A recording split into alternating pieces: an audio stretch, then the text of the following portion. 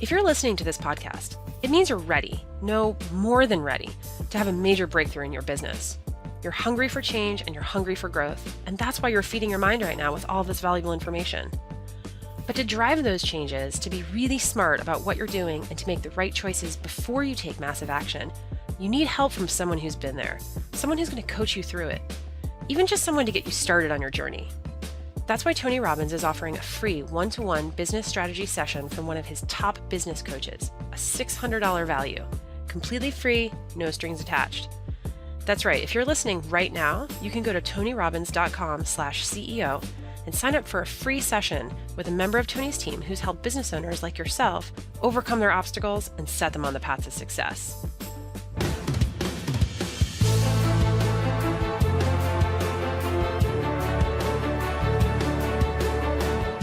Hey guys, welcome back to the Tonny Robbins podcast. I'm Anna Jorg, editorial director for Robbins Research. This week, we're diving into artificial intelligence and machine learning, phrases that are getting tossed around a lot these days. But how much are we really understanding? Helping me demystify the hype and break down the pragmatic benefits of AI is Ben Lamb. Ben is the CEO of Hypergiant, a Dallas-based startup that Tonny himself invested in. They're working with big brands and businesses to bring in technology to solve real business problems. For instance, Hypergiant recently teamed up with TGI Fridays to create this AI-powered mixologist, appropriately dubbed Flanagan. Flanagan offers customers the experience of personalized drink recommendations while simultaneously collecting more data about their preferences. It's a win-win because it enhances customer connection and ultimately customer loyalty. I talk with Ben about these types of practical applications of artificial intelligence and machine learning, and we explore other opportunities for businesses to leverage the tech to best meet their customers' needs.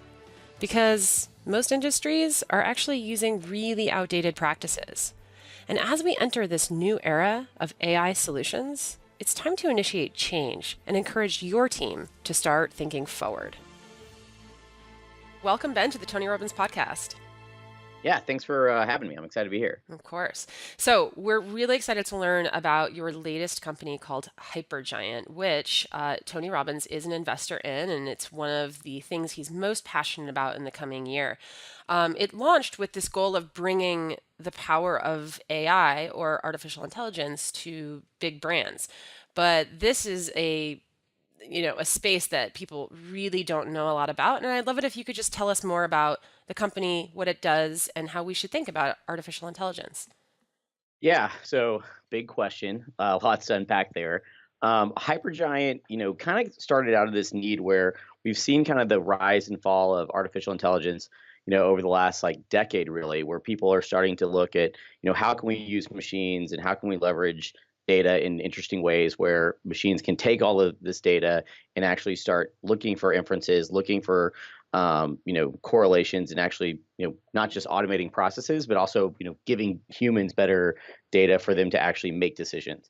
And so what was interesting for us is we've seen Watson, we've seen all these kind of big system integrators start to go into the space, but, AI has turned into kind of, this feeling of big data 2.0. So I don't know if you remember 5 or 7 years ago where everything was big data. Everything looked like a big, when everyone had a big data hammer, Yes. everything was a big data nail. And so it kind of started to remind us of that, where people were like, I need AI, I have to have AI, but I don't think they actually knew what that meant. And then when they started thinking about AI and they started talking to PhDs, they started talking to some of these big system integrators, it really turned into, okay, we've got to restructure all of our data. We have to ingest all of our data, and then we can start to see what inferences we can get. And it just sounded a little magic boxy. It sounded, super hypey. It sounded super exciting, where it's on one side, you've got this world where AI is going to, people are saying in the news that, AI is going to destroy everything. You've got people like Elon, they're saying AI is the devil. And then you've got other people that, are saying, Elon, or that other people are saying that, AI could take people's jobs. And so there's all of these emotions about it, but there's this excitement about it. So it's kind of this weird space where there's incredible excitement about it. People are super excited about kind of what the potential could be, but there's still just this kind of, mass confusion. And Yeah, so I love that we you saw call it like an emotional charge because that's something that at Tony Robbins events everybody knows is that you're driven by emotion and people ultimately we think that we're rational creatures, but ultimately we buy feelings, not things, right? And exactly. emotion drives action like nothing else. I thought it fascinating too. You said in an interview that AI is a drug that nobody knows what it does, but everybody is trying to get it, and Yeah, they everybody want it. feels that they need it, but nobody knows exactly what to do in terms of how to get there and who to hire and all the logistics. So it's like, making an emotional decision. Oh, I need this, but you have no idea about the how. Yeah. Exactly. And so and it's funny that you say that. And I knew that about, y'all's content, but, we always say that, great ideas are really important, but also passion really sells deals. And so we're obviously very passionate about the space, but we saw this opportunity and we are like, okay, AI is confusing, it's nebulous, it's kind of dark. How can we kind of be this, guiding light for the Fortune 500s?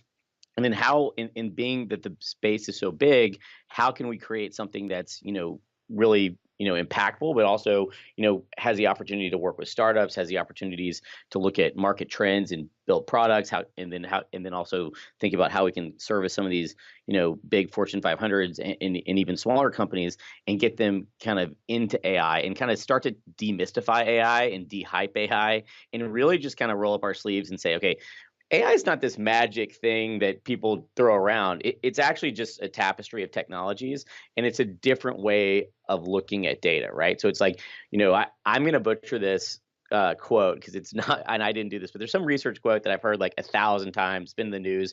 It's like every year now, humanity like collects more data than ever before in like the history of all humankind, including the year before.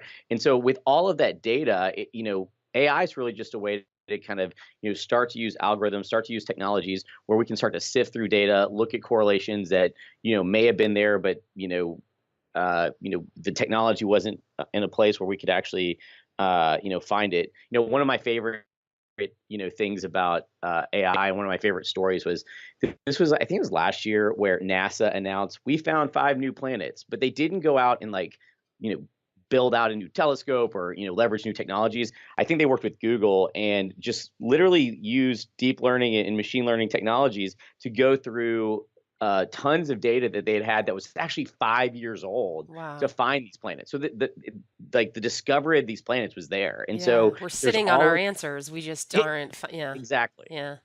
And so we try to, and so we thought, well, why don't we start a company that, could really be pragmatic when it comes to AI, where we could demystify it, where we can go in to like a company like TGI Fridays or Schlumberger or whoever and say, you don't have to spend, $20 million and a 3-year data restructuring, data scrubbing project just to get to the point where, you can now start to experiment. Like, let's look at, predictive data analytics. Let's look at machine learning. Let's look at, bite-sized pieces and like really crawl, walk, run, because that's where you're going to start to see true justification around, the ROIs of these technologies. And then you can start investing more, right? So it's like, how can we be really smart and pragmatic and say, we don't need a magic AI bullets that's going to transform our entire company. Your company's fine, or you wouldn't be in business. Yeah. So like let's find really interesting places where there's data opportunities, to leverage a lot of this, automation technology and machine learning to make it better and gain insights, and then let's keep scaling, right? And so our whole goal with was Hypergiant was to really do 3 things, be that guiding light for services for the Fortune 500, and then we want to look at practice what we preach, right? So like let's look at the data that we get when we work with 10 oil and gas companies or 10 entertainment companies or 10 restaurants, and then based on those trends and data that we see, why don't we then start to build off the shelf type products that we can take that kind of solve more macro trends in the industry.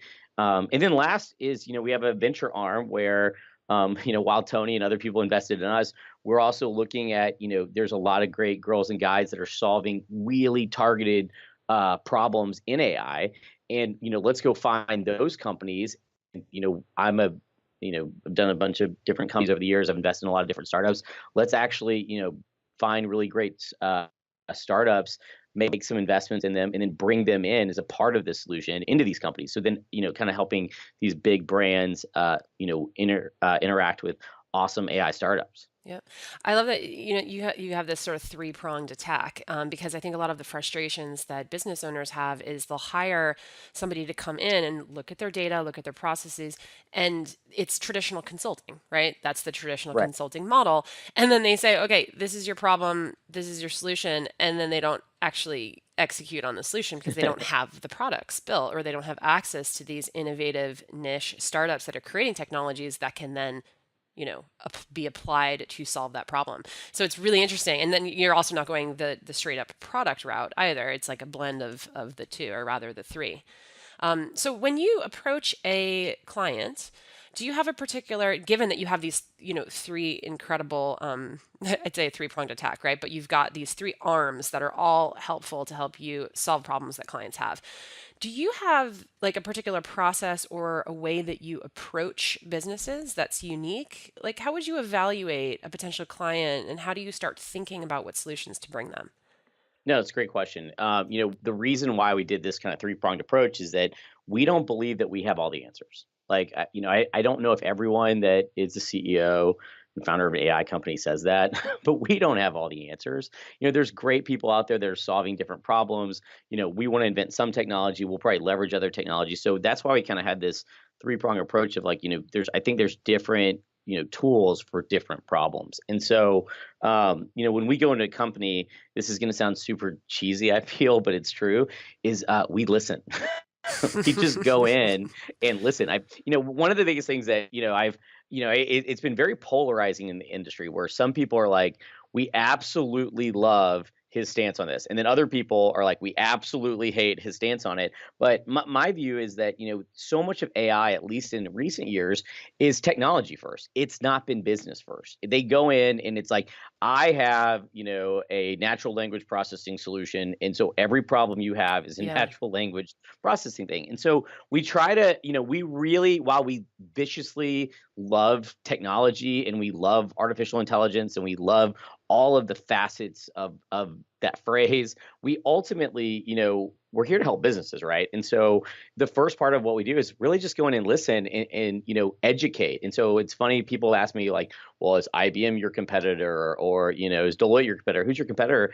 And I would say our biggest competitor is just education. And so we Hmm. go in and really try to educate them on like what is the art of the possible, like not all of this snake oil and magic bean AI stuff that they've seen in movies. And then we just listen to them. Like, what are the types of things that you are trying to solve? And then we try to blend those two. And so it's really a combination of like early education and kind of teaching them that these words actually mean things and words actually matter, and then listening to what their goals are as a business, and then finding the right ways to kind of weave our solutions and technologies together with the KPIs and whatever is kind of driving their core business decisions. Yeah, I love that approach. And I think that's actually something that so many business owners would really appreciate. And I hope that now there's sort of a shift in business communication. And instead of going into a potential client and having, confirmation bias and thinking, okay, well, here's what I have to sell. How am I going to shape their problem so that it fits my solution? And then also going in with this attitude of, what we used to think was the right way to approach deals, which was confidence, right? Okay, I have Right. absolute confidence that my way is the right way, and that's the old model, and I mean it worked for years, right? Like that's the heart of sales. Right. But this is fascinating because, and like I said, I hope that more companies start to adopt this way of listening. And Tony actually has a whole series that he writes about on meta programs and understanding people's, do you have an internal or an external frame of reference? Do you move toward or away something? So it's really getting into neurolinguistic programming and understanding how people are thinking and how they're communicating with you, and then figuring out how, the solution from after this deep listening, right? It's called deep listening. Right. How you can then present them with the solution to the problem, but you can't know the solution unless you've deeply listened, and not just to what they're saying, but to what they're really saying, right? Right. So I love that approach. I think it's something that's, extremely essential. And again, something business owners really appreciate. Yeah, and we kind of, we do that kind of wrapped in this brand of retrofuturism, right? And so, like, if you look at our marketing and you look at how we're talking about the space, and you look at kind of even just like, the mint and yellow colors, is like, Yeah. we had this, there was this like, retrofuturism art style where, it's like that utopian future that we were all promised, like flying cars and Mm-hmm. hoverboards and self-lace up shoes. It's like, and so, our whole thing is like, even down to kind of how we're, not just solving these problems and technologies that we're building, but actually even talking about it and representing ourselves is like, we really try to hold ourselves even, at the brand level to this standard of, we were promised this awesome world. Where is it? Yeah. And so, Yeah. in a world where there's mistrust in media, and there's a world of, mistrust in data, and there's always kind of news coming out, we really want to kind of hold Hypergiant to the standard of how can we really help businesses kind of usher in kind of this kind of, fourth industrial revolution of intelligence. And so, we really loved kind of our retrofuturism style, and it's not just a, colors on a business card or on a website, but it kind of goes to kind of the cultural zeitgeist of like what we're trying to achieve here, at Hypergiant, and really make sure that, like, companies know that it's not just us selling a service or a solution or a product. It's really us, it is our dog food, and we are eating it. And, we want to hold ourselves to the standard of don't get lost in the hype. Like, there's this awesome world, like, let's go leverage these technologies to build it. Yeah. That's right. That's the first time, because I know hypergiant, right, is the astronomical meaning of it, but I didn't actually look at the word hype as Yep. part of your name. And I love the thoughtfulness that you put into the brand. And I think that's something that a lot of CEOs and business owners and people who are just starting businesses need to think deeply about. It's not just about what you're delivering, it's also about the psyche and the cultural mindset at the time Right. of your audience. And I like, the retrofuturism. 100%. It's fascinating, right? Because we were promised this amazing world, and yet the first thing that happens that sort of reminds us that it's not this utopian society that was promised to us, like a self-driving car, killing somebody on the street, or what's another sort of wake up moment? Oh, Facebook, right? What's happened Cambridge recently to Analytica. Yeah. Facebook? Exactly. Yeah, I know. I'm like, that's Yeah. the elephant in the room that everybody's talking about right now. And there's a statistic that I ran across that was 91% of executive decision makers anticipate significant barriers to adoption of AI.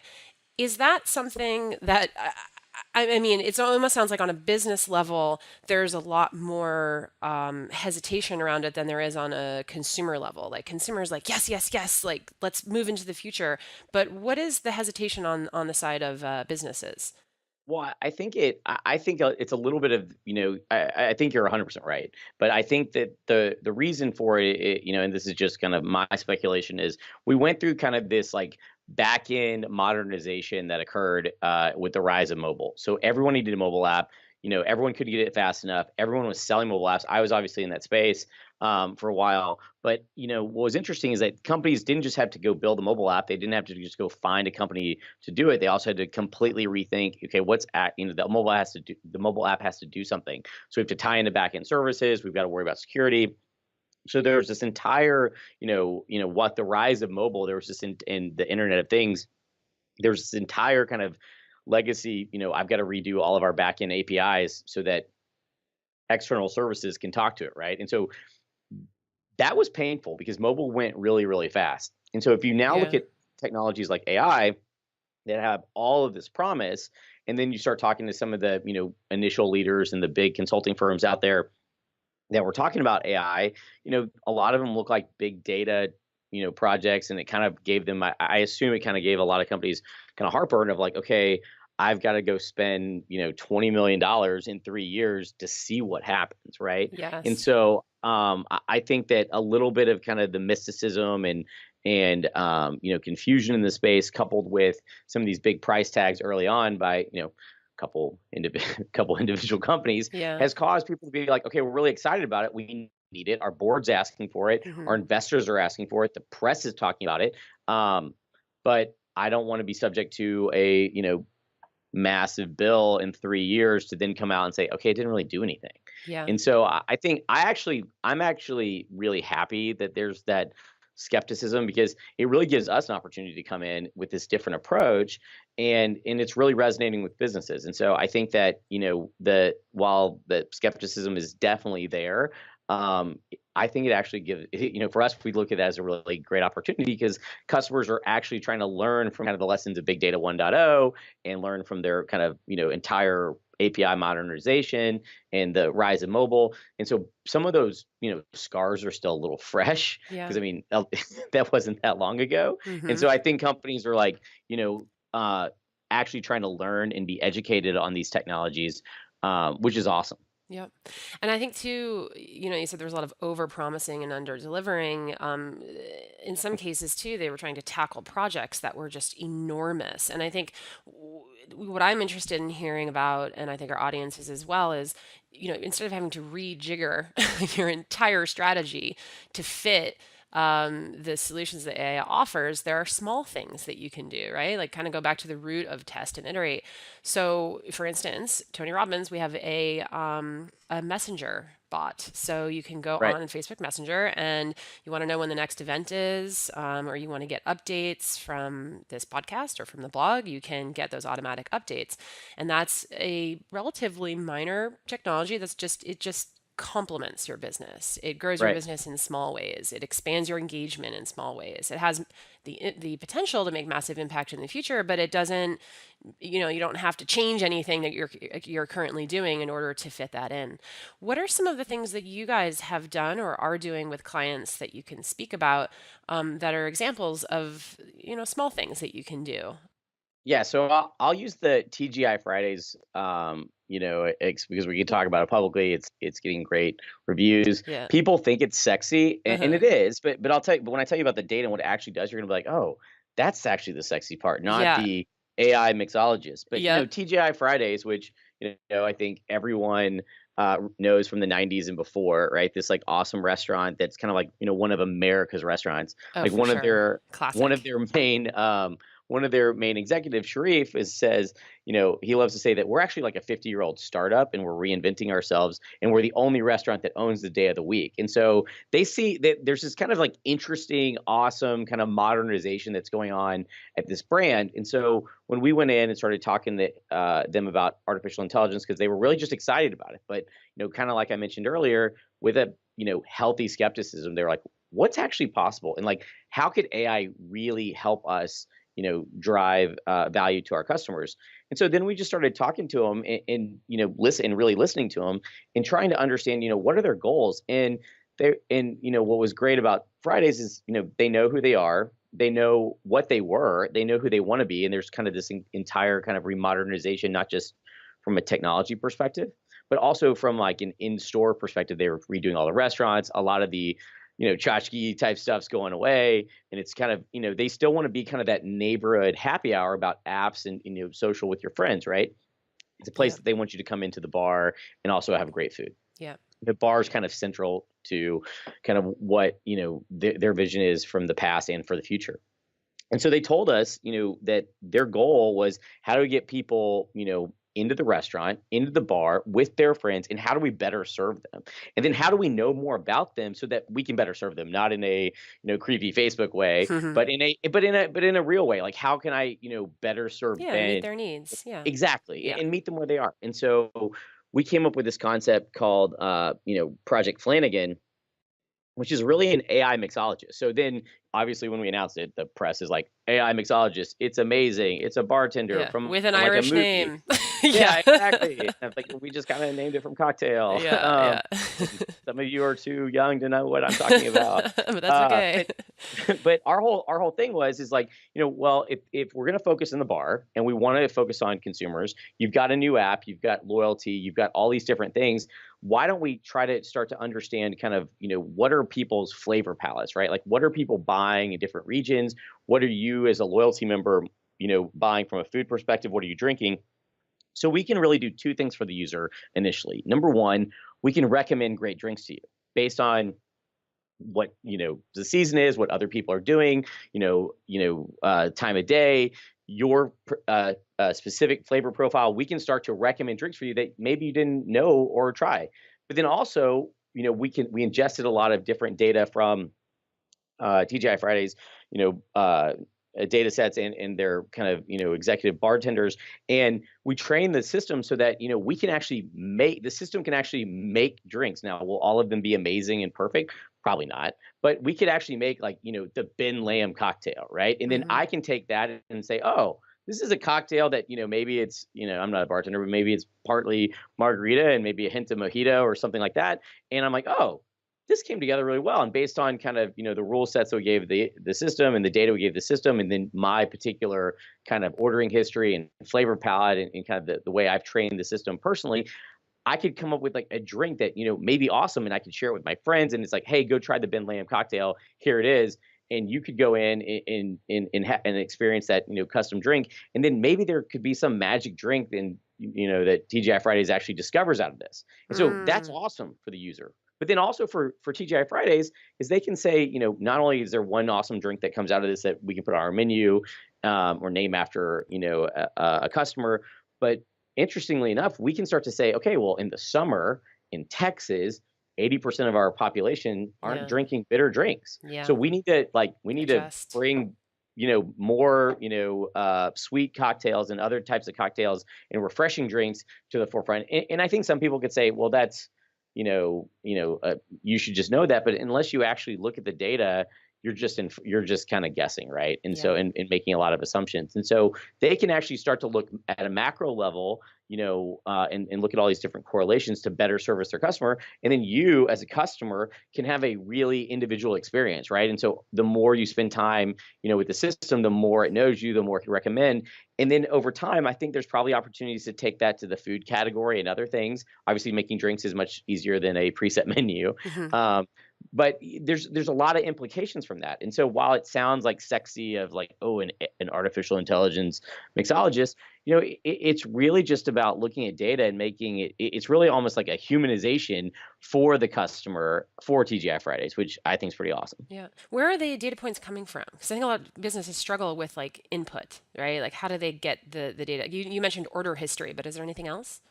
Yeah, so right now, so we still, we believe that, and I think all kind of training data, and I think that's where we kind of get into this world of, big data 2.0. It's like, because people are like, well, our data is not good. Well, is it? You can also collect new data. If you have, 1,000 restaurants, you can start collecting new data. You don't always have to use legacy, right? Hmm. And so it's a combination of, their menus and historical ordering data, but then for you as a consumer, we're using reinforced learning. So when it recommends a drink, it then the system asks you, did you like the drink? Could you score the drink? What did you not like about it? What did you love about it? Mm. Because while we can take all this data on mixologists and we can take all this data about, historical orderings and make recommendations based on, what people have historically ordered with this food type or whatnot, we still need you as a person to kind of reinforce that, right? Like we can't Yeah. like magically know what you love. You're like, I like, whiskey drinks versus bourbon drinks. Like even if all the data suggests from a grouping perspective that in a trend perspective that most people that order these types of things like you did once bourbons, we can make some of those inferences, but we also need you as a human to just say, yeah, this was great, or no, that wasn't great, so that we can, continually not hone the data set for the whole, but also for you as an individual. Yeah.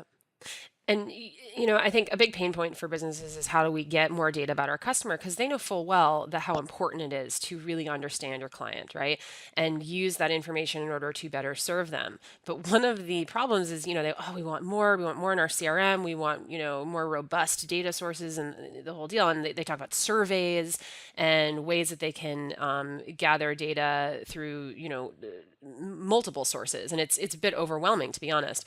But what the missing piece, it sounds like, is you can get that data as long as you make it clear that the client is going to benefit from it. And so Right. if you're using it to serve them on the front end, right? Okay, this is going to create deeper personalization and customization for you, then they're going to be 10 times more likely to offer that up because they get an immediate benefit. They get that gratification. They're not just saying, "Hey, we're going to gather your data so that you can, you can go into So our we can do weird database." stuff with it. Yeah, Yeah, exactly, exactly. Yeah, you got to exactly. give. You got to And I give to think get. yeah, and I think people get, and I think like historically companies are like, oh, we need more data on our customer. We need more data on our customer. And I'm like, do you?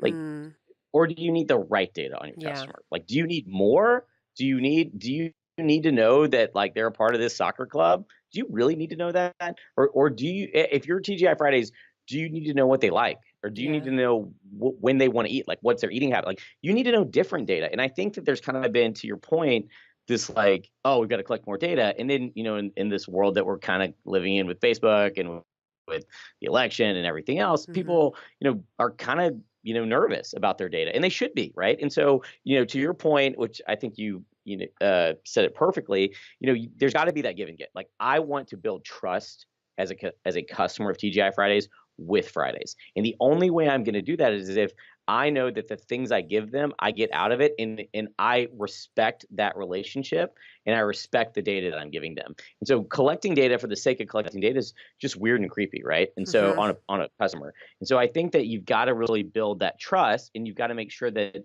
you're asking for things that make sense. Because like, if an app or software or a brand asks me for data, then I'm like, why do they want to know that? Like, that's Hmm. just weird. Like, it's weird, Hmm. and I don't even trust that. I'm in the space, and so you've got to make sure that you kind of have that authenticity and trust, and that's gonna be based on kind of that give gets model that you talked about. Yep. So that's a great example, and that's something I think everybody can relate to. Are there any other, and these don't have to be, clients that exist today, but when you guys think about the possibilities, what are some other examples from other industries, like, I don't know, medical services or real estate, or I'm just thinking about the industries that our audience is in, and at the size and scale too of different types of businesses, because our audience is not necessarily from Fortune 500 companies, but rather business owners who are either just starting up or maybe, and this is what I loved what you said about TGI Fridays being such an iconic brand, but that is continuing to modernize because a lot Mhm. of people who attend, specifically Tony Robbins's business event, they have sort of legacy businesses that they want to bring into, the future and are not 100% sure how to do that because they're still at that medium size. They're not enormous yet. So how do they begin to think about how AI could benefit their business? Like, what are some sort of creative ideas when you guys riff and just talk about what the possibilities are? What are some things that you guys have come up with? Yeah, so I got to give credit to, I won't say the company or say the person, but one of the, because we're not talking about it yet publicly, but I have a long-term friend that came to me a couple months ago, and I thought we were just catching it for lunch, and we weren't, Never which is ends up great. that way. I love this Yeah. guy, and I love that, he actually, had looked at the space. He's in real estate, he's in one of the biggest real estate investment funds, but that, Hmm. it's like a lot of these big real estate things that nobody knows, like no one's heard of. Hmm. And he was like, is there a way that we can use machine learning and AI related technologies, which I was impressed that he even started with that question that way, Yeah. to, not saying I want to do this or I've heard of this, but it's like, is this even possible? Can we understand like correlations so that we understand what our of like market trends and rates like historically, like can we ingest that data and know what our exposure risk is, the market tanks by this percent or interest rate changes? Because right now he's like, we don't know what our exposure is in Louisiana.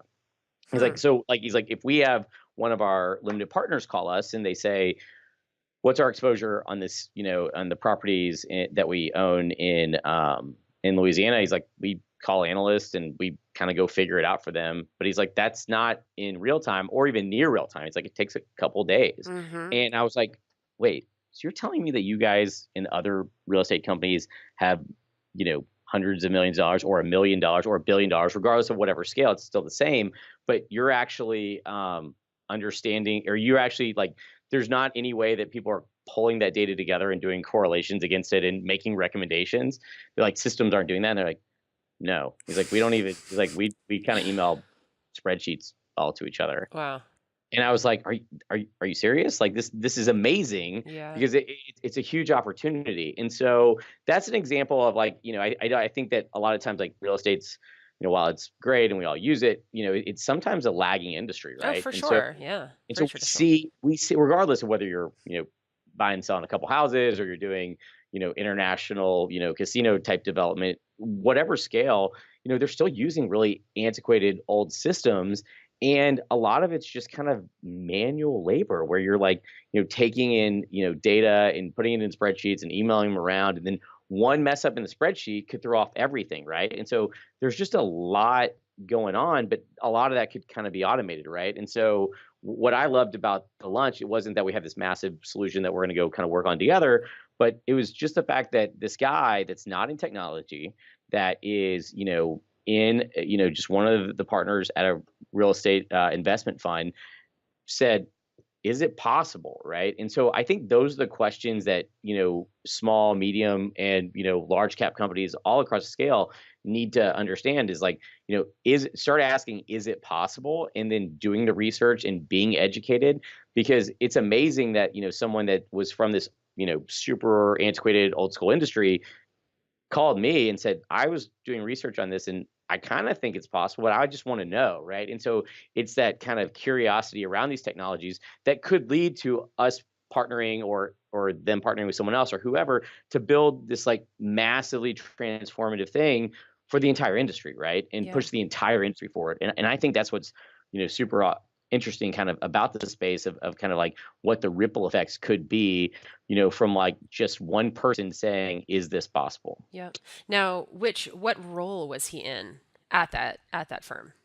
So he's a manager. So I mean, he's not like Mm-hmm. the main guy of like the whole thing and like Mm-hmm. CEO. I mean, he's just in the, he just was researching and saw, and he's like, you guys are doing AI. I don't fully understand it, but this is what I, you know, gleaned from, doing some research in this on what's possible. And here's how we look at data. And he's like, and then he kind of walked me through the process of like, how they understand their exposure risk in certain areas. And I was like, that's a lot of work. Yeah. And he's like, yeah. He's like, he literally told me, is why I won't say his name. He's like, he literally told me that he's like, I Googled macros and put all these spreadsheets together. And then I created a PowerPoint that was just a dashboard.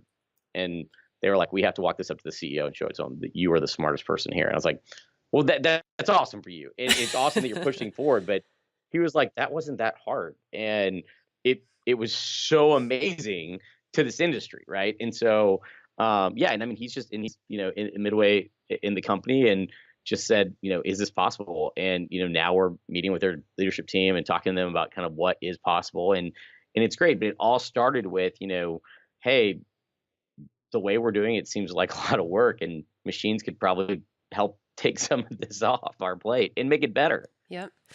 I mean, I think you just hit upon something really key for particularly for medium-sized businesses is it is not the CEO's responsibility to to sort of facilitate or enable these sort of change initiatives, right? Like it is not all on you as a business owner to do that.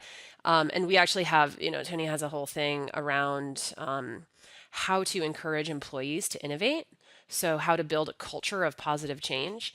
And I think one of the most important things is look at your leadership team, look at your managers, give them a sense of ownership, not just over the day to day, right? So, okay, here's what you need to, here's your output for the day, right? Like this is head down execution, in execution mode. It's really important to give your leadership team the not just like the space to innovate, but also sort of like the emotional encouragement. Like, hey, each of you is an ownership. So you've got marketing, accounting, like Right. IT. There's innovation within IT, but people often look at IT as the space from which all technology ideas need to come, and that's just not the case, because you, as a manager over your particular department and your employees, you know what your pain points are. I mean, every time you hit send and there's these spreadsheets attached to an email, a little bell should be going off in your head, and you should be thinking there has to be a better way. And that comes from you, right? It does not come from anybody above you or below you. It comes from you. You need to take ownership over innovation. And I No, think that's a, yeah, sorry, go you're ahead. no, you're 1,000% right. Like, I sometimes say like around AI that AI is not magic. It's just work. It's just Yeah. math. Like it's just It's people have to just do math. work, Yeah. and Yep. then it's math that much smarter people do than I do. But it's really just work, right? And Hmm. I actually think that humans are magic, right? Like people have this like view that AI and these technologies are getting rid of humans. I'm like, I don't know. I actually think human ingenuity is magic. And I Mm. think that, I actually think there's nothing more human than artificial intelligence because we are creating amazing technologies to push all kinds of industries forward. Like my friend could literally change the entire real estate industry with his Mm. idea. Yep. And and he is not in the IT group. He is literally like he's like I'm in the finance group and I just thought this is hard what we're doing, right? Yep. And it's one of those things that I really think that humans are magic and human ingenuity is magic, and we've now kind of reached this pinnacle where we're starting to build technologies that can drive intelligent behavior and inferences to give back to humans to make things better. And it really can kind of come from anywhere within the organization. Yep. Um, so Ben, this has been wonderful. I wanted to sort of end with a question. I mean, we've been talking about the future this entire time, but where do you see AI going? Not just this year, not this just the immediate applications, but how do you see it evolving over the next 3, 5, even 10 years? Like, where do you think we're going to end up with this? Yeah, it's a great question. It's a hard question, right? Because I think that there's a lot of futurists out there. Yeah. I think a lot of people are selling 10 years out today. Yep. So I'm a little careful in how I answer it because, I think the biggest thing that I think can happen with AI is trust. It's like, right now with a lot of the systems that we're developing, we're constantly not just, implementing it's not just about the what, but it's the why. And so we're actually doing a lot of stuff with customers where when the machine makes a recommendation or makes a inference, we actually give them. It's kind of like remember like proofs in school, which like were the worst things ever, where you had to like it's like here's the answer, but you have to prove like all the steps there. Oh, We're actually yes. showing, we're actually surfacing to the businesses how it came to these conclusions and why it is what it is, what the weights are, what the decision factors are. And so, because I think that transparency builds trust. And so, for me, I think in the next 5 years, I would love for the vast majority of businesses, ranging from a sole proprietor to a Fortune 1, to implement some version of AI related technologies, whether it's predictive data analytics or how can you implement natural language processing into your call centers or whatever, and how can we actually just start. And so I would love in the next 5 years for kind of two things to happen. Every company starts into AI. Number two, I would love for companies to actually be educated on what these words actually mean so they don't make bad decisions and get bad ROI, because that's just going to set the whole industry back. Hmm. And so with that education will come trust. And so if they start and they experiment and they are educated and they trust the system, with that, I think that then 10 years from now that we can be looking at a very, very different future where, there's a lot of kind of this day-to-day kind of guesswork that's been occurring that'll be handled by machines, and humans are going to be have more time just go do nothing, continue to push the entire planet forward, which I think is pretty awesome. Yeah. Wow, so you just made me very emotional. You're right. This is it's an extremely exciting space, and there is a lot of misinformation out there, and a lot of, I mean, it's good to take missteps because, like you said, we learn from that. But it's really, really fascinating just to hear about, where we're going with this. So thank you, everyone. Ben Lamb from Hypergiant, and you can go to their site hypergiant.com to find out, more about their products and services. And yeah, thank you so much, Ben. That was great. Yeah, thanks for having me. The Tony Robbins podcast is directed and hosted by Tony Robbins. Anna York is our editorial director and occasional host. Our executive producer is Carrie Song. Jamie Carvajal and Adriel De La Torre are our digital editors. Special thanks to Mary Buckheit and Diane Adcock for their creative review.